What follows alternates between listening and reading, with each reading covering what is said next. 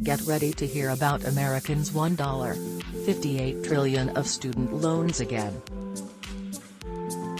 The huge debt pile has long been a political flashpoint, with Democratic presidential hopefuls in 2020 such as Elizabeth Warren and Bernie Sanders calling for canceling the federal loans to ease the burden on younger workers. That hasn't happened, but since March 2020, the U.S. government has cut interest rates to 0% and suspended payments and collections on defaulted debt. For millions of Americans, it has been a tremendous relief. This emergency measure was supposed to expire on September 30 but was ultimately extended until January 31.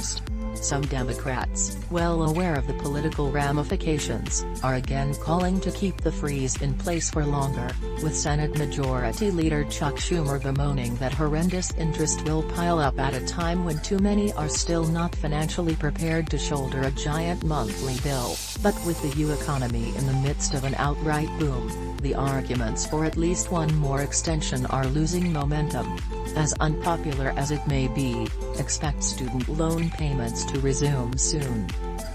Schumer's reference point was a survey last month from the Student Debt Crisis Center, an advocacy group, and Savi, a startup that helps borrowers cut their payments. The top-line takeaway: 89% of full-time employed student loan borrowers say they're not financially secure enough to begin making payments.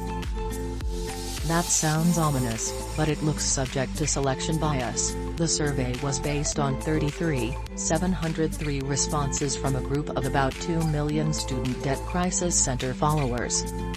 Broader economic indicators tell a more optimistic story. The student loan burden disproportionately falls on 18 to 29-year-olds, according to Federal Reserve Bank of New York data. They have about $350 billion of the loans, or almost one-third of their overall debt. Those ages 30 to 39 have more in nominal terms, at about $510 billion, but that's just 4% of their total debt because of a pickup in mortgages among that cohort. It's these younger Americans who are benefiting from a tight labor market.